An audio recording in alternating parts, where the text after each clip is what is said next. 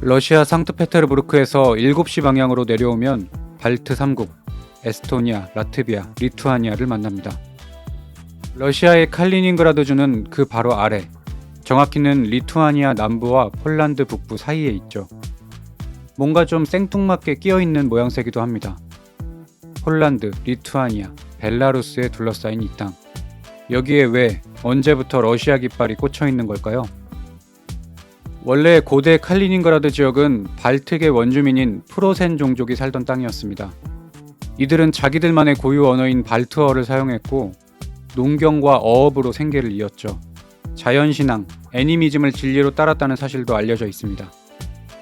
이 땅의 성격이 변한 건 13세기 신성 로마 제국 시절입니다. 당시 교황청은 이 지역에 관심을 두면서 십자군을 파병합니다. 기독교를 받아들이지 않은 이교도의 땅을 흡수해서 자기들의 패권을 강하게 하려던 의도였죠. 결론적으로 북방 십자군은 프로센족의 언어와 문화, 종교를 지우고 1255년 그곳에 퀘니스베르크라는 거점을 세웁니다. 이교도를 물리친 자리에 자기들의 기지를 구축한 셈이죠. 그렇게 프로센족이 누비던 발트해 근처의 땅은 십자군의 침투, 그리고 공국과 왕국을 거쳐서 마침내 1871년 독일 제국의 일부가 되고 게르만 군국주의의 상징이자 전략적 요충지로 자리매김합니다. 하지만 독일의 자부심이던 이곳도 전쟁을 피해가지는 못했습니다. 1차, 2차 세계대전이 일어났고 러시아는 두 번 모두 동프로이센, 퀘니스베르크에 침입합니다. 바로 여기까지가 현재 칼리닝그라드의 과거, 독일 땅이었던 퀘니스베르크의 스토리죠. 자, 그렇다면 퀘니스베르크는 어떻게 칼리닝그라드가 됐을까요? 이제부터는 소련의 이야기를 들어봐야 합니다.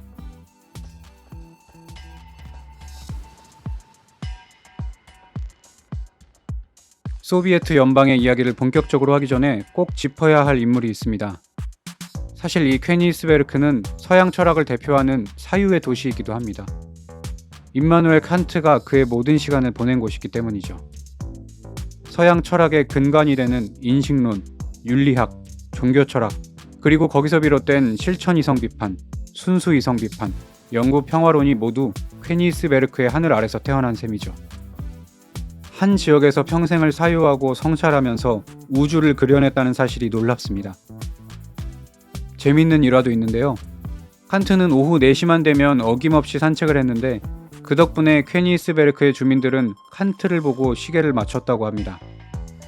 요즘으로 치면 루틴이 아주 일정한 사람이었다는 건데 그 정도로 자기 사는 동네가 좋았다는 뜻은 아닐지 짐작해 봅니다.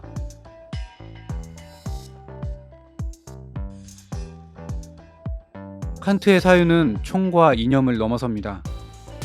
1945년 이 퀘니스베르크를 점령한 소련은 민족, 문화, 건축, 그리고 생활상까지 이 지역에 뿌리박힌 독일의 정신을 철저하게 빼냅니다.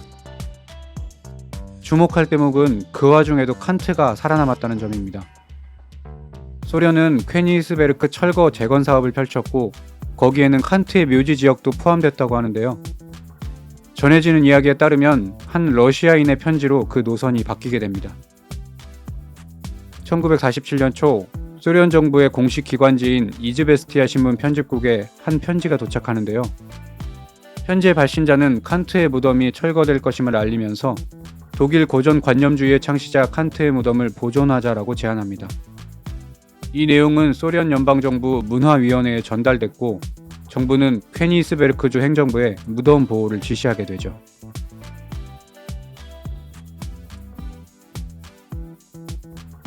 그것을 결정하는 데는 정치적, 실용적 측면이 고려됐을 겁니다.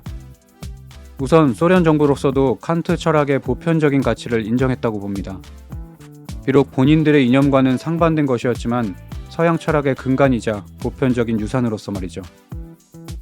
또 점령자 소련에게 있어서 이만한 문화적 전리품은 없었을 겁니다. 실제 이후 러시아는 칸트 관련 행사를 독일과 공동 개최하기도 합니다. 독일의 유산이지만 우리의 유산이기도 하다는 메시지를 던지면서 말이죠. 칸트라는 궁극의 콘텐츠를 기민하게 자기 선전에 활용한 거죠. 점령은 했지만 세계 공공재로서의 가치는 지킨다는 정당성과 명분도 생각했을 겁니다. 교토를 폭격하지 않은 연합군이 떠오릅니다. 자, 그럼 이제 칸트의 고향이 소련의 점령지로 러시아 땅 칼리닝그라드로 변한 이야기를 해보겠습니다.